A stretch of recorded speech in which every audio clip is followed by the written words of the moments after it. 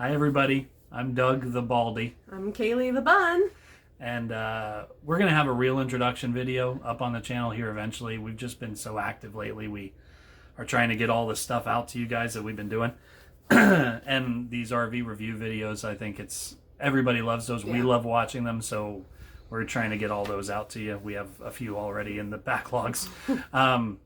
We just celebrated our 6th anniversary, and we did a long weekend. We went to the beach. We stayed in a nice little hotel, and we also stayed with a friend for a few days after that because I wanted to get some work done on the trailer of my boat, our boat. We've had a boat for 5-6 years, almost since we got together, and it's small, nothing fancy, but it's gone ups and downs of periods. We love the boat and taking it out, but every time something terrible happens. Yeah. Like if it's not drowning in the ocean almost, or getting stuck on an oyster bed, or, Yeah, there's always problems. And it is the first boat I've ever owned, like an actual real boat, not just a John boat or kayak or something.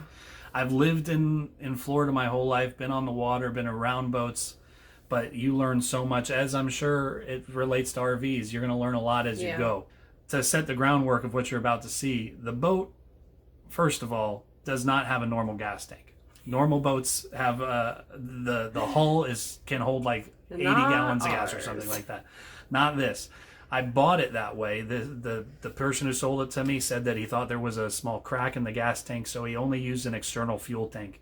And because it's a small motor, you can putter around all day on that thing on 5 to 10 gallons of gas. So it's an inconvenience, but it's not a big deal. Yeah. So I needed to work on the trailer. There were some pieces and parts breaking, rusting, things like that. But to work on a trailer, you need to remove the boat, which is not something you can just throw out the backyard and put it back on a trailer. So we don't have boat or water access. We don't have a house on the water or anything like that. So we had to find a marina where we paid a daily rate of like $1 a foot to hold the boat in the water while we worked on the trailer, and everything was going to be great. And in a perfect world, that would all be done in a day. And then maybe we'd even get to use the boat. Imagine that. We didn't want to be embarrassed by the look of the boat when we brought it to this marina, because it's been sitting outside. Yes, we know we should have a cover. And yes, you should know that they're very expensive, so we don't. So it was real dirty. So we pressure washed it. I got it all cleaned up. I pulled everything out of the boat. Life jackets, everything in that boat I pulled out to pressure wash it, and to decide what needed to go back in and what didn't. Because there's also a slight chance we're going to want to sell this thing going into the RV life in our future. Yeah, we just can't. We don't need the boat, and It's caused too many issues. Yeah. It's too painful. I'd rather sell it when it's worth more than waiting till it's not worth anything. So I was thinking about fixing it up for that also. So we take the boat to the marina with nothing on it, nothing in it, no anchors, nothing. This is very important to the story. Yeah. And then we work on the trailer. Trailer looks great. We thought we did a great job, and we kind of did, but that didn't work out either. So we decide, okay, we're going to go take the boat out on the water for make sure it runs. Yeah, a little test run, because if we're going to go out the next day, we don't want to drive an hour and a half to some fancy spot and the boat doesn't work. So we said we're going to drive around for 20 minutes, maybe throw some lures out there while we're fishing just for a little bit, and then pull it out. No big deal, right? We think we ran out of gas, and you'll see that in the video. And it was right before a huge storm came in. So we were in this back canal where this nice little boat ramp is, and that wind blew us as far away from that boat ramp as you could ever imagine, in the middle of nowhere. No houses, no roads, nothing. Yeah. And as, I'm smart. I'm like, let's get the anchor. Let's anchor. No anchor. No anchor. And then no life jacket. And then no flares. And then, oh wait, we never registered the boat for the new year because somebody is too lazy to do it. Yeah, that's me. I had every intention that if we were going to go take the boat to use it, we would be registering it online. We even talked about it like right before we put it in the water. We were like, oh, we have to register, but we'll do it tomorrow because we're going to go out on it anyway. I would do it online. I'd print out the receipt that said I had it, bring it with us in case we get stopped or whatever. I'm all about paying my taxes, trust me. But it just, it was just a bad day, and it goes right back to the boat always. Yeah, just when we thought that we had a great experience on the boat and maybe we shouldn't sell it, just stay tuned and you'll see why. The good times are that much better because of the bad times like these. So yeah. Enjoy the video. Thanks. Bye. Hold on to a bush right now. A mangrove tree to be exact. We've been trying to get the boat in working order again, and worked on the trailer all day. Boat was running fine. Say, okay, we're gonna take it out just in the afternoon, open it up, see how it feels, so that if we want to go for a long trip tomorrow somewhere, we can. And it was great. So we take the boat out and we go out in the big intercoastal waterway. We go back and forth trolling with our poles. We catch a fish. Everything's going great. And we're going to have our buddy Kyle come with the trailer to pick up the boat because we had it stored somewhere for the day while we worked on the trailer. And we decide, we'll fish for a few more minutes around here, then we'll call him. So I call him and tell him to come on over. And all of a sudden, as we start to turn back, the motor cuts out. And we're going slow. I mean, it's just slow speed.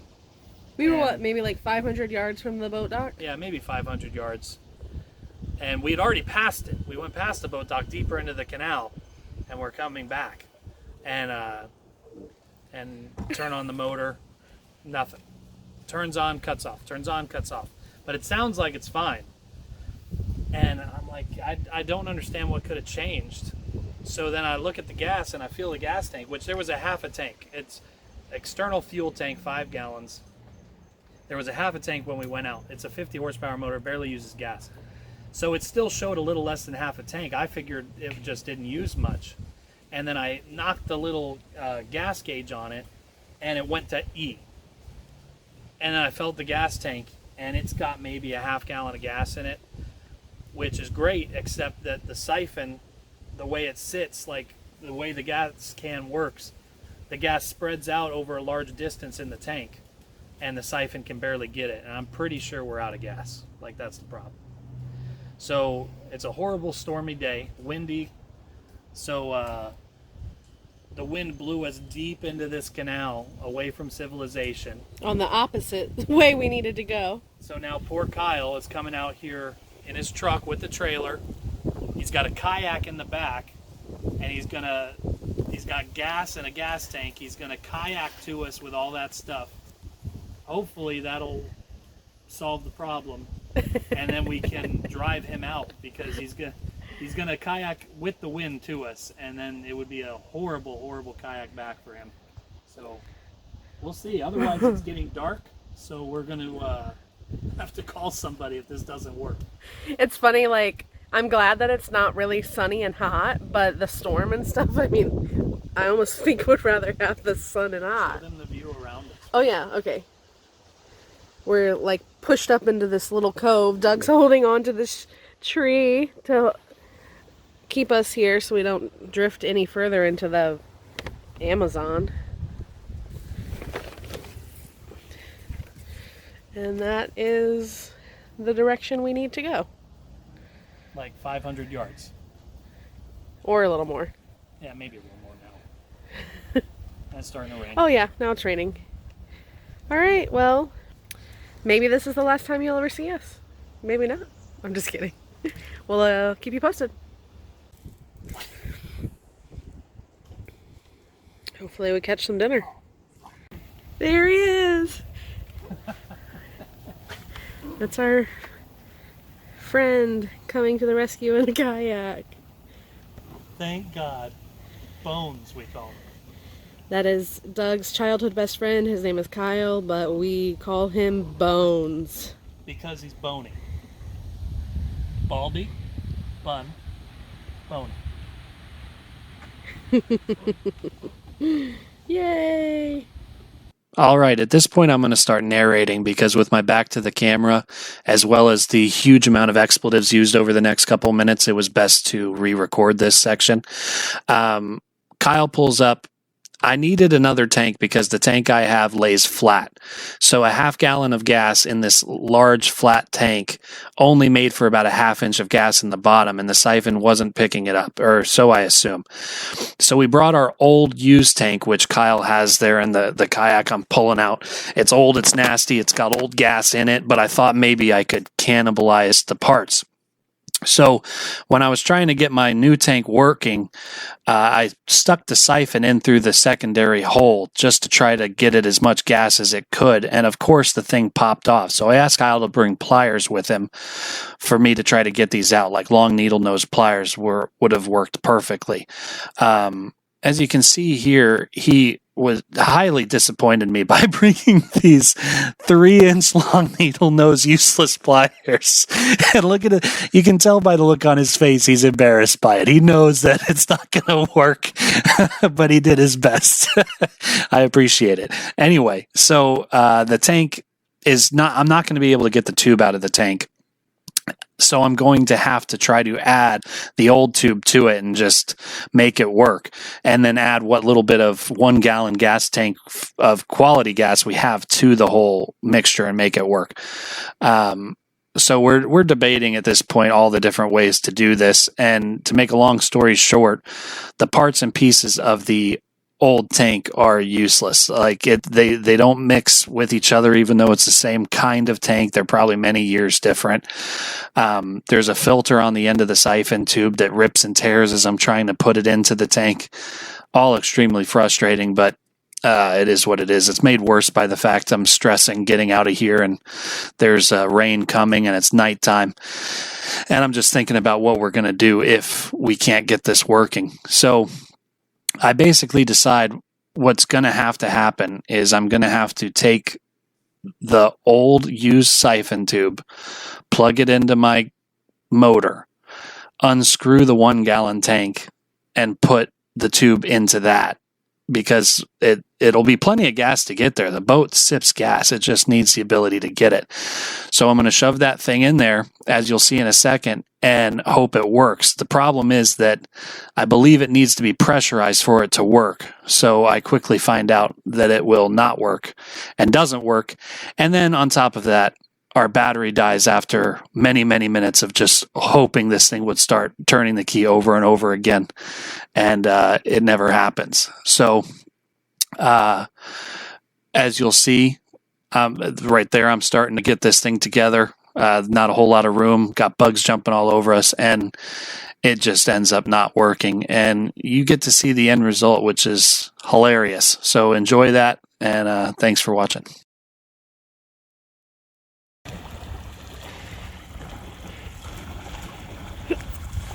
Here are. So it was not the gas? I think it was the gas. But the battery's dead? Now the battery's dead. So So we are being towed by Bones.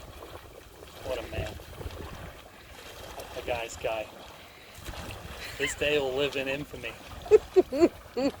I don't know what I'm going to buy him. Like, for a man who wants nothing, what do you get? A gift for doing something like this. $1 million. This is the best workout he's ever had, though. Oh, I bet. Imagine somebody at the boat ramp. God bless his soul. We are taking a break. Well, actually Kyle is, because his arms are killing him. And he's going to try to catch some fish. There's people watching us on this. Really? All right, so just after that, it started pouring down rain.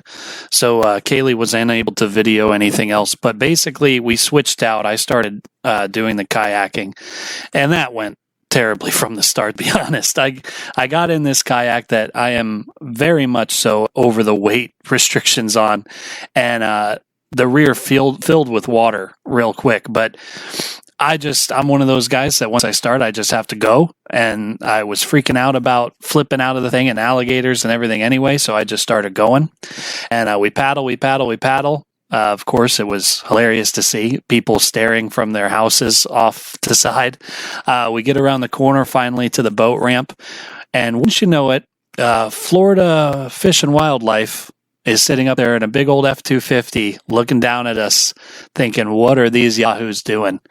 And at that point, it's not like I could turn around. I was slightly concerned about our registration issues and a lack of safety equipment. He ended up coming down, kind of just doing the look over because it was very strange and being fairly nice. I kind of explained to him what happened, so he let us be. Didn't say anything else, just glad we made it.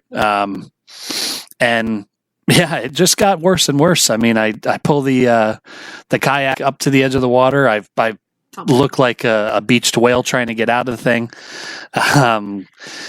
It was hilarious. And then, of course, as we're pulling the boat out, one of our brackets on the bunks that the boat slide on breaks. And it's never ending. They really are serious about the bust out another 1,000 on a boat. But I swear the thing's getting close. Every few months I put a little bit more into it and the thing works great, and then something else is just dumb happens or we do something stupid. But yeah, it's a great boat. Let me know if you want to buy it, because we don't want anything to do with it ever again. By the way, the footage you just saw was of a nice time lapse as we were staying at a beachside hotel to celebrate our 6-year anniversary. So I hope you enjoyed that. I hope you enjoyed the video. Thanks for watching.